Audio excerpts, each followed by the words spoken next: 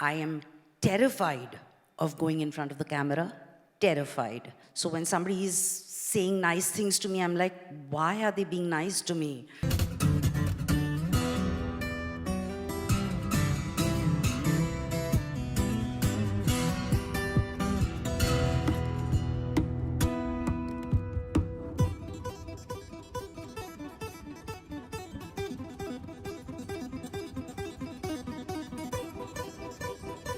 We're going to flow straight away. Ignition's tagline is keys to different worlds. And we love bringing both the big macro picture as well as intimate portraits of journeys that we can all resonate with. So we're very proud to have with us our next speaker who embodies extreme inherent God-given talent, circumstances, societal circumstances that make it difficult to express that talent, extreme self-belief that forces your way through that, breaking structures that restrain, and then coming shining into the light. As I always say when we bring these personal stories, that we always know of people when they succeed and they've achieved and they have got the spotlight on them, but there's always immense inspirational stories that go behind that of what it takes to, to live out the darker years and the lack of opportunities, and how do you stick with the face in the mirror that you really want to be. So in celebration of that, ladies and gentlemen, I would love to invite on stage Shefali Shah, who's got an amazing canvas of work. Thank you for coming.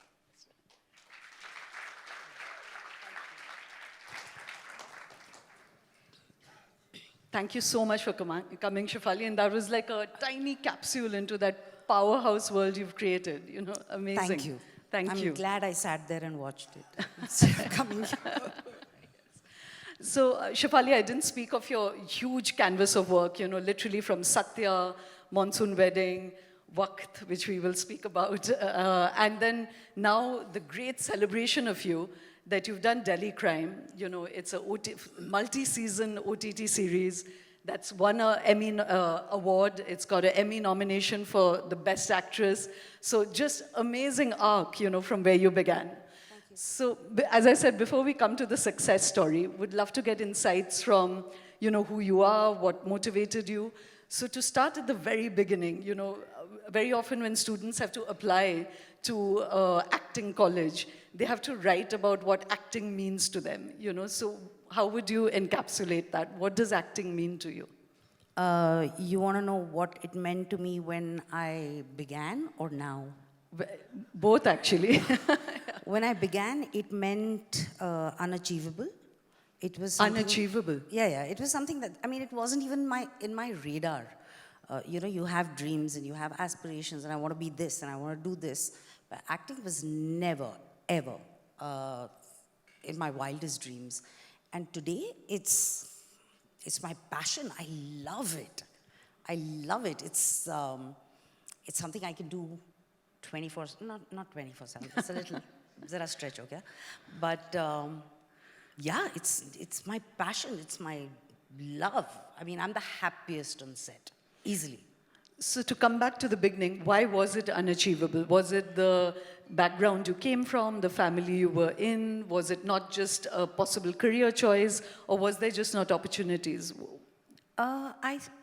It wasn't even, I didn't even ever think of it as a possible option to what I would do in life. And I come from a lower middle class family. My father was with the RBI.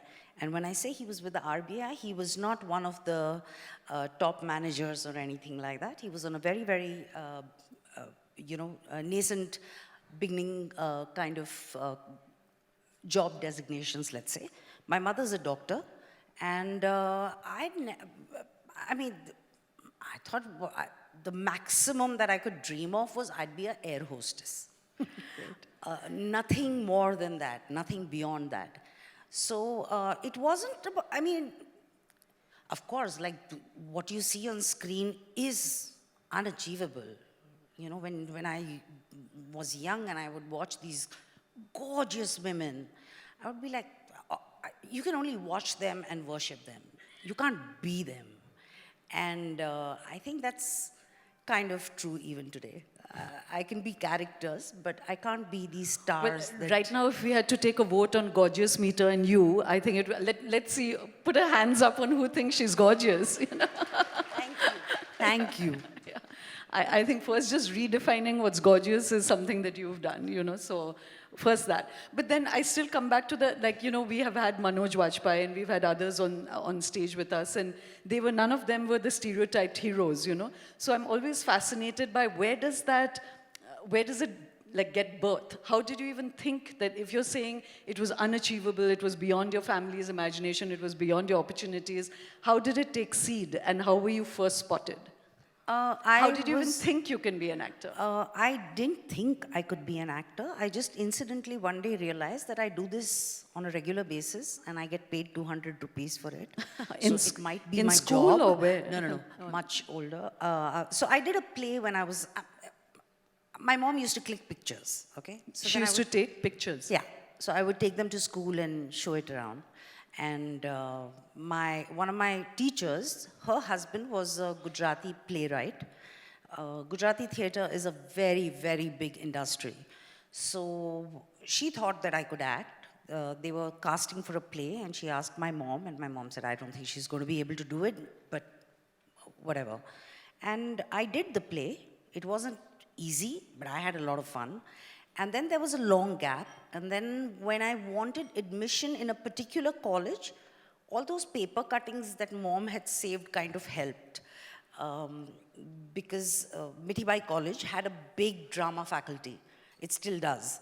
So I got admission there and I started doing intercollegiate. And then that one thing led to another, and somebody recommended my name and somebody said, you know, why don't you see this girl or whatever? And that's how it started. So I landed up doing theater, then I was doing television.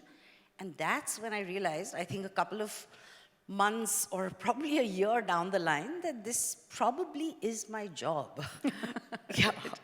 So yeah, it was just that. So, you know, in that you'd done Satya, which really was amazing and it caught national attention. But after that, you know, again, we've got this off the net, so it may be wrong, but that when you were 20, you were playing the mother of someone who's 15 years old. When you were 30, you were playing the mother of somebody who's 40 years old. You even played Akshay Kumar's mother in Waqt, you know, when you were possibly like 25 or 30 yourself, you know. So what was that experience? Was that for you angering and humiliating? Or as an actor, was that fascinating for you to occupy such another, you know, skin? All those parts was something I chose to do.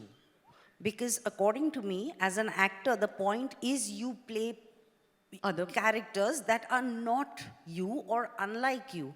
And age happens to be one of them. Unfortunately, the industry doesn't think like that. So I did Waqt, and it was my husband's film. And a lot of people think he was already your husband then? Yeah, we were married. Right. And he was in fact the one who said, don't do it. But Mr. Bachchan recommended my name, and I was very excited about, I loved the script, I loved the role, and I wanted to work with two of my favorite men in the industry, Vipul and Amitji, and I got very excited, and I did it. I really did not foresee the repercussions that this would have in the long term. And then came that entire patch where I was being offered the same kind of stuff, and it didn't even have any depth. And that was frustrating, almost to a point of depressing, because, you know, when you love something and you can't go out and do it, and you just feel like, okay, that's the, also, you know, you're somewhere in this industry, you're like made to believe that you're actually, for a heroine, so it's just 18 to 25.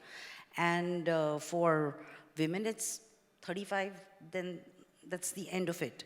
So I was very rapidly nearing the end of my career, even without beginning it. So, yeah. Right.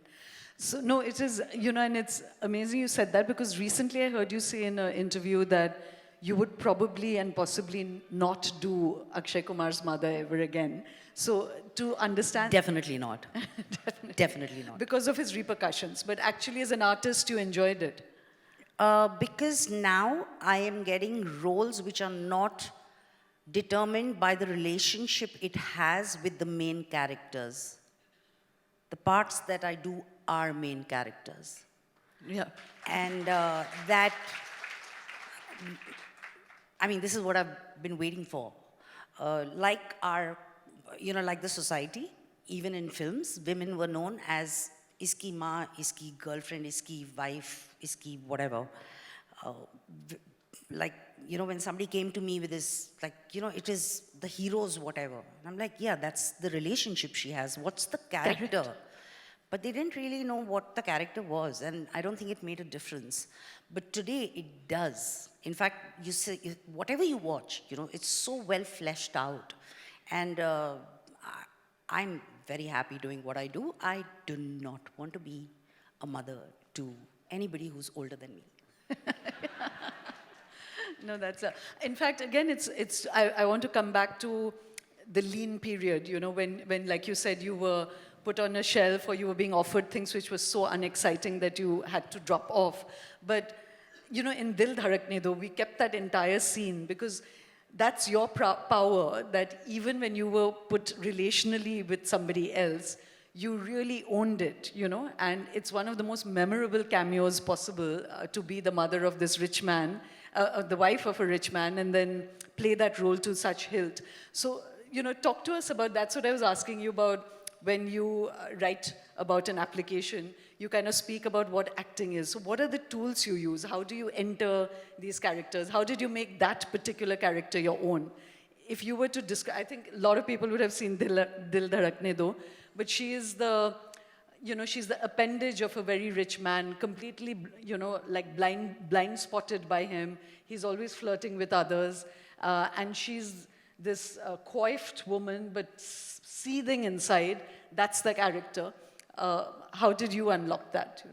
Was it written in the script, or did you do that? So the scenes were written, obviously, but as an actor, I have to read beyond the scenes, and that's when the director and the actor come together and create what happens.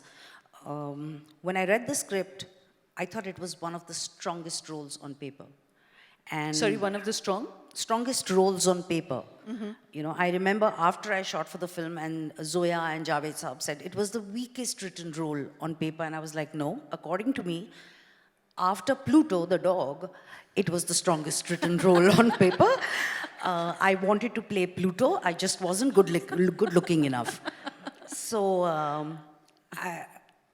when I read that scene, it kind of, also she is someone who's probably the farthest from me as a person.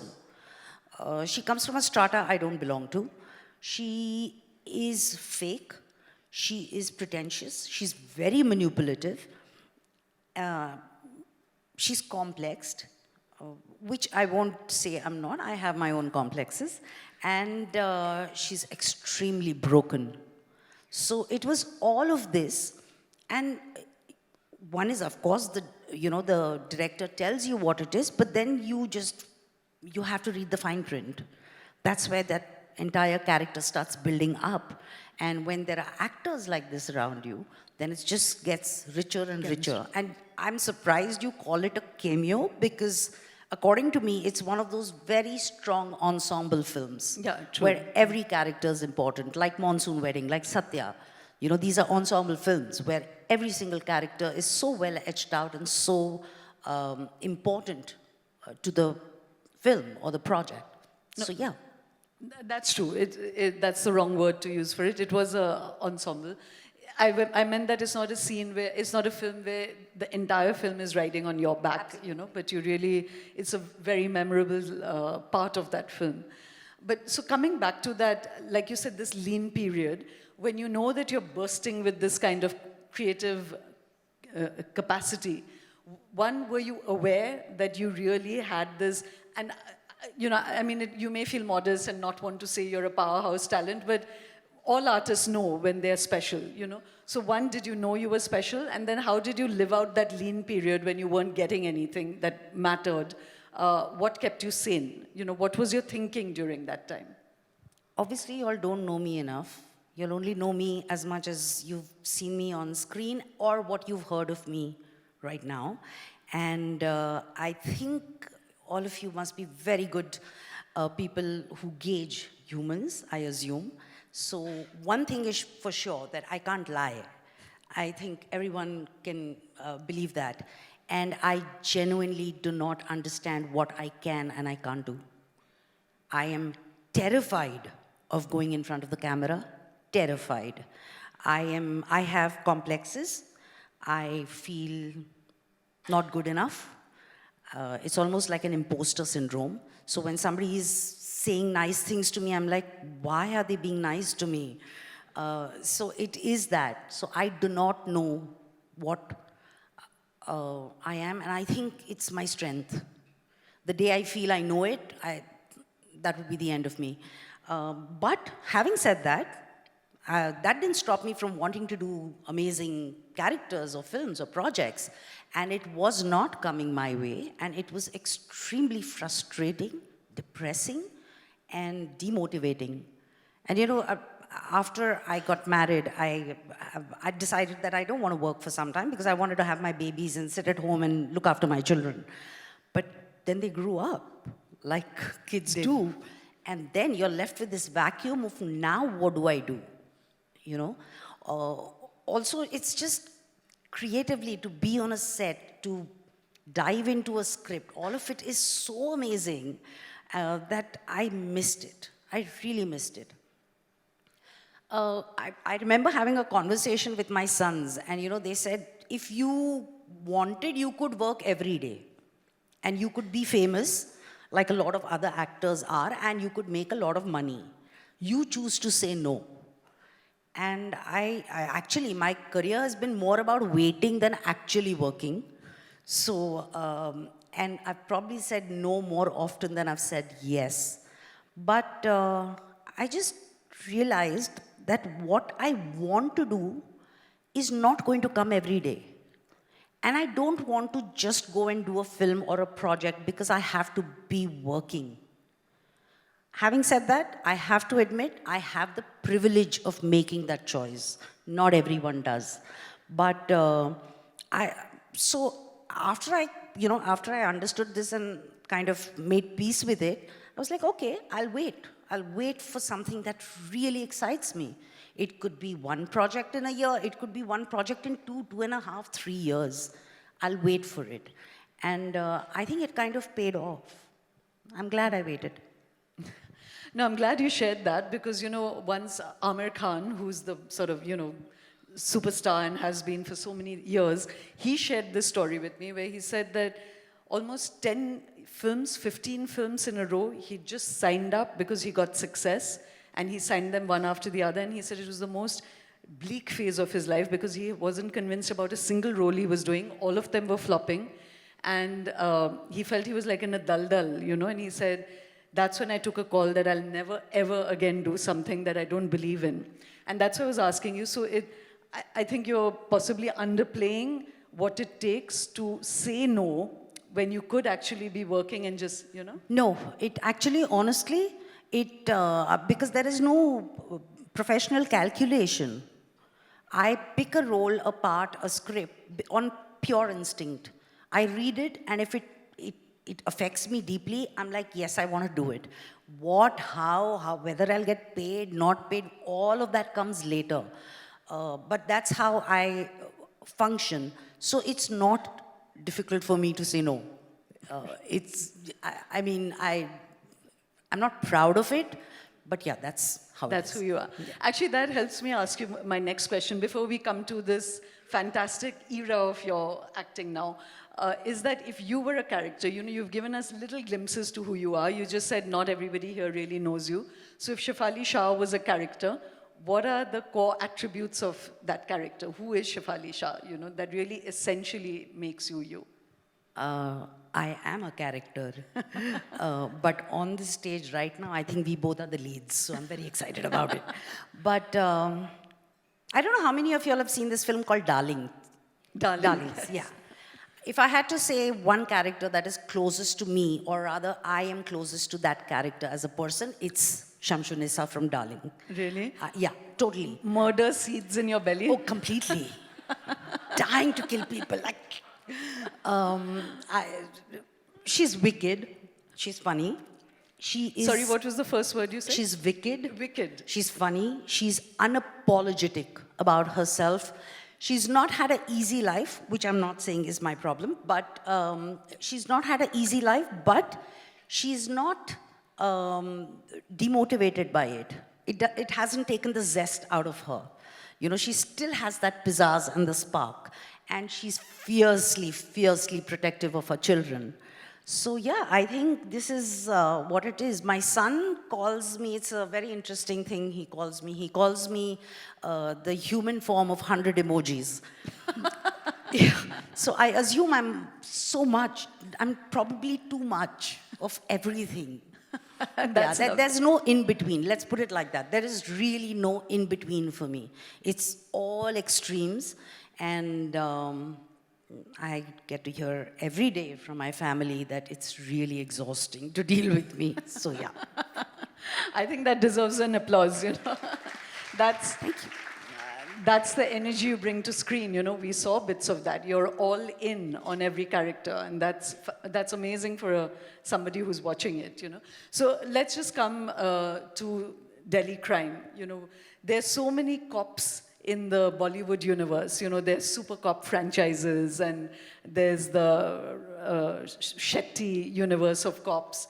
There's Amitabh Bachchan as a cop. You know, there are many ways cops have been played. You played completely differently, and you were playing a real-life character. Did that constrain you, or was your interpretation of the character different in itself? I had And again, just so everyone knows what we're talking about, how many of you have seen Delhi Crime? Okay, so this is based on the Nirbhaya, you know, the murder of Nirbhaya, and Shefali plays the cop that really was in the immediate aftermath solving the crime. So that's that is the first season, and then of course, Yes. now she's become a permanent fixture and she solves cases. She's called Madam Sir. Yes. So I had the honor of meeting Chaya ma'am, who actually cracked the case. But it's very difficult to imbibe a person in 2 hours of meeting them. I had a solid blueprint. My director had worked on that script for 6 years. Everything was on research. It was real, it was not fictional. He had met all these people. There were documents and reports in public domain. So it was all very real. There was no other way of playing this. And when you're doing something that is based on a real life incident, it comes with great responsibility, because it's not something you can just play around with. And honesty, I think, is paramount, of course, but the sensitivity of not putting someone through any kind of pain anymore, at least. And that is what Delhi Crime was, that is what Vartika is, that is what every character in the show is. It's not, when you see the show, even the way it's shot, in fact, you know, it's shot very voyeuristically almost. It seems like you're just in the room, which is how we wanted to keep it, where you feel that, okay, this is real life and it's happening right now in front of me. And so when you said that you met, you know, the actual cop Chaya, were you trying to be, you know, there were some fantastic biopics which are very imitative of the real, you know, and it's like Donald Trump, we were talking about him earlier. I don't know if you've seen the film The Apprentice, you know, where it's about his early years. But so were you trying to really be imitative of her body language, her mannerisms, or did you make it your own? I wanted to understand how you interpreted it. No, it wasn't about, it was definitely not about imitating someone. Vartika had to be her own person, but the way she thought, or particularly how and what was going on in her mind when she cracked this particular case. Also, when you're doing a procedural, you've got to be very, very precise. You can't take leeway with that. So, you know, she was always there to answer my questions or whatever, but it's definitely, definitely not like I'm going to watch her and do exactly this. Right. So, you know, when you were speaking about yourself and this conviction, so is your acting prowess kind of sui generis, or has there been people who've really influenced you creatively, professionally, shaped you Filmmaking is not an individual process. It's not a solitary process. It is a combined effort of so Yeah. many people coming together. Any kind of creativity, whether it's films or writing or painting, there you always pick from what you've experienced. Those are your strengths and those are your weaknesses. So to take any credit for what I do it'll be really unfair. There have been so many people who, first to begin with my parents, whoever I am today, and if I'm grounded, it's because of them. Or the directors I've worked with. I won't take away from the fact that yes, it's always a collaborative effort and it's not like in fact, somebody was just asking me, are you a director's actor? So I was like, what does that mean? But she was like, it means, do you just do what the director tells you to do? So I said, luckily, thank God, I have worked with very, very few directors who actually tell you exactly what you're supposed to do. Thank God for it. Most of the directors understand that this is what I have written, this is the character, this is what I have in mind, but now I'm going to get an actor who can add to this and infuse life into her. So it's always a combination. And then, there's something you're sitting alone in your house and reading a script and you're thinking, I'm going to do it like this. But when you are in front of the camera, on that set with the actors, that is when magic happens. After that action. And there is not for me, there is no way I can pre-plan that at all. So, when you were just describing the attributes of Shefali, through the distancing device of describing, I forget the character's name in Darlings, Shamshul Islam. Shamshul Hassan, yeah. So you were describing yourself as this fireball, extremes of everything. But very often you've also, and I've been noticing that you really also foreground your vulnerability. You say that that's a very important and intrinsic quality in you. Is that a sort of societal need to put a sheath on the Durga avatar of yourself? Or do you feel you need to soften your this thing? Or what is that need to, or what is that vulnerability in you that you really want to foreground? I mean, it's not like I want to show it, but that is who I am. So what do you mean when you say that? When I say I can be extremely strong, I also mean I can be extremely weak. Vulnerable. Weak. Vulnerable, weak, and there is no harm in saying you can be weak at a point of time. Why not? Like Shamshu, she's a firebrand, but that does not take away from the fact that she is vulnerable in her loneliness. She is extremely sensitive, and in fact, I feel a lot of strength does come from there. Yeah, in fact, the capacity to be vulnerable. Exactly. In the first place. Vartika, for example, you think, oh, she's she's a cop and she has the power, etc. But if she did not have the vulnerability to understand that pain or feel it, why was she going to find the need to protect it so fiercely and fight for it? So I think it is a part of me, and I think it's a strength. Yeah. Yeah. I wanted to hear it from you because I was also going to say that actually a big part of strength is exactly, as you said, the capacity to be vulnerable and soft, so it doesn't have to be a hard-boiled version of strength. Absolutely, only. and that's very boring. Yeah. Unfortunately, that is the image I carry. So people, before they meet me, they are really they are intimidated. They have these meetings that don't talk to her, just give her the script, move out of her way and stuff like that. Then halfway down we are working, they realize, okay, this is a different human being altogether. But because of the work that I've done, probably they feel very intimidated. But I don't bite. So, we're going to run out of time soon, so I just wanted to ask you a couple of things. That one, today as you said, you've never been busier, you've been doing amazing work, you're humans, you've also directed short films, you want to direct at some point, roles are coming your way which are fantastic. In this, is there still something that you would absolutely love to do that people are not thinking of you for? Is this, is there a kind of dream role or in which people are still not seeing you and that you could actually infuse that? What would those be? I want to do everything. Yeah. Would you do the dancing around trees heroine if you were offered? Probably in my own way. Climb the tree, not dance around it. Yeah, and like, I mean, I'm a dancer, or like, for example, if there is Ganpati in my grandmother's house, I dance. I like to believe I can dance gracefully, and why not? But I have to be convinced about it. That is for sure. And I forgot what you asked me. I was asking you that, is there any absolutely like juicy role that you can... Oh, so many roles. I love, I'm very greedy. Very giggly. Greedy. Oh, greedy. So I want everything. There's not one thing that I can say, okay, that particular role I want to do. Yeah. Right. So, you again, it's about the constructs, but you are constructed in the public eye as a feminist, as someone, like you yourself said, firebrand, fiery, not someone who will lie.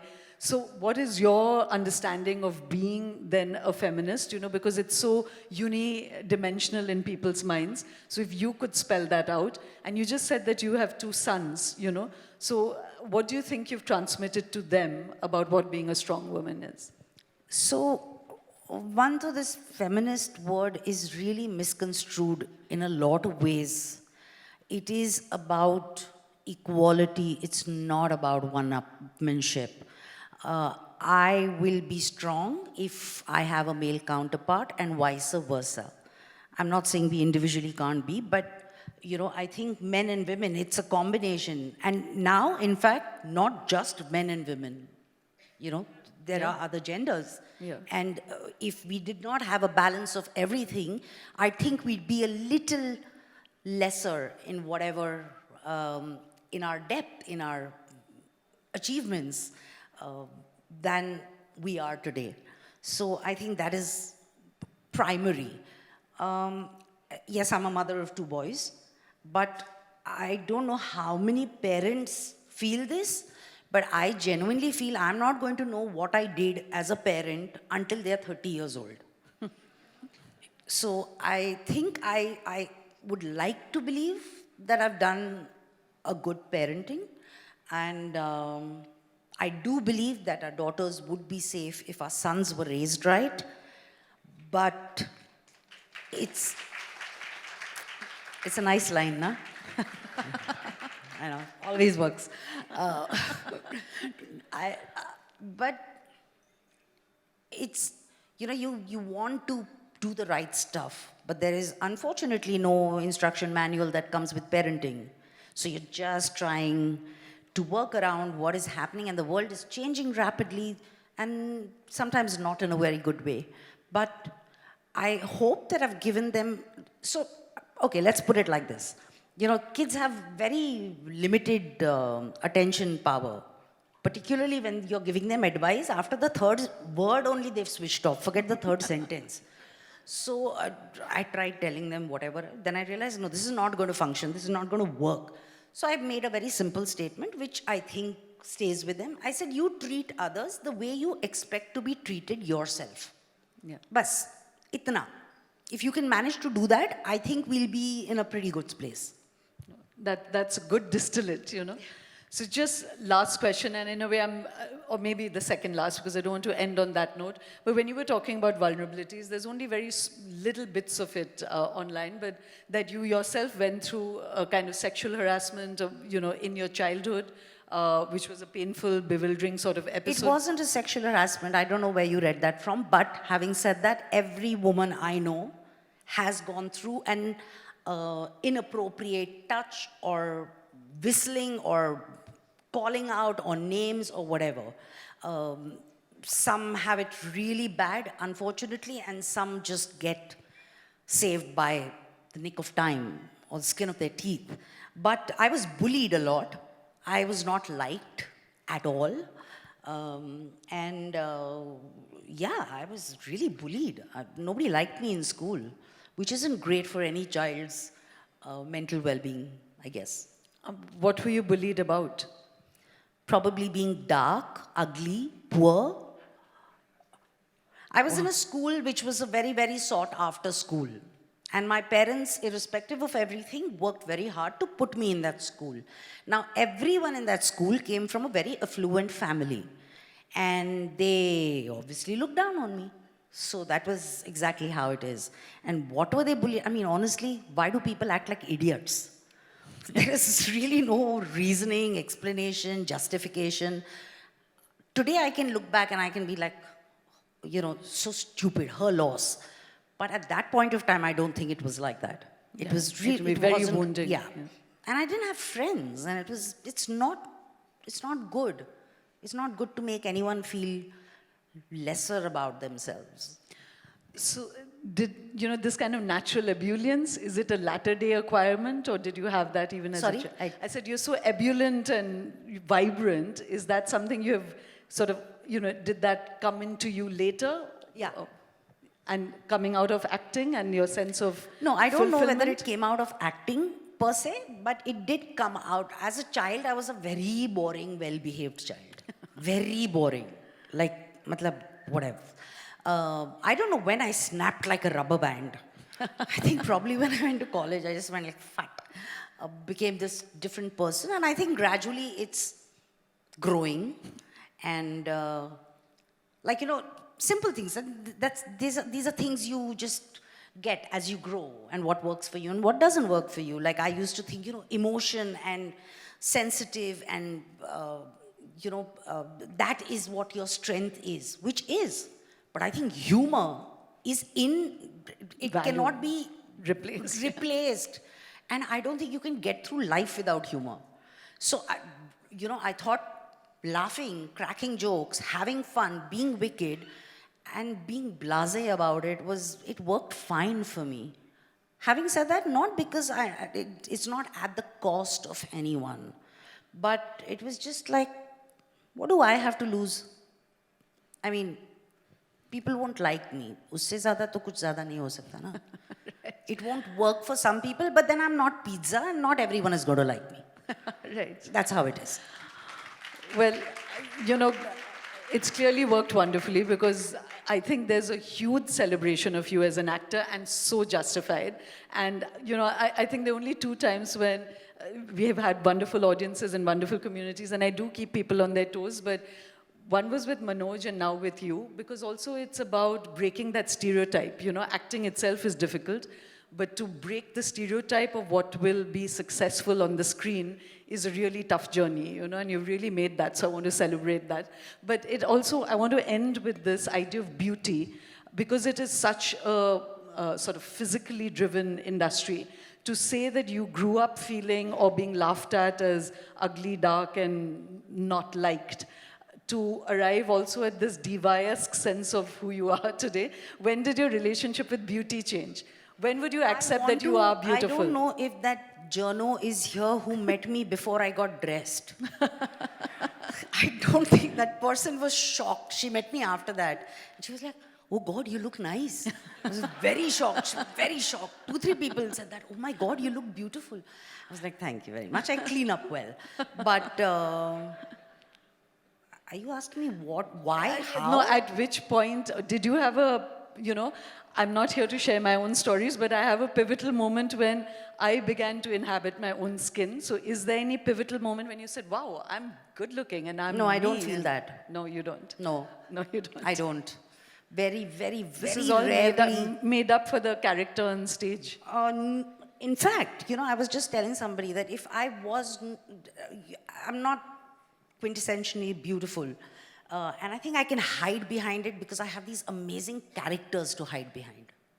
And I don't have the pressure of looking nice all the time. Vartika does not have to look nice. She can be sweaty, and she can be grimy, and she can be angry, and she does not have to care about pigmentation. So I'm very, very happy about it. Having said that, I would have loved a clearer skin and a slimmer face, but then, well, these are my genes. You mentioned pigmentation. I must give a plug for Clinically. They're great with pigmentation. Oh. And, I'm so glad you're speaking about this, because every woman, it's just genetic that you have to face the great terror of pigmentation. And, and on Instagram, people can be quite cruel, showing women actors with their makeup and without their makeup. And it's really women like you who are pushing those boundaries where you begin to be blind to this and see instead the diva fire breathing inside, So great tribute to you, Shefali. Thank you very, very much for joining Thank us you. and for giving us this body Thank you of work. so much. Thank you.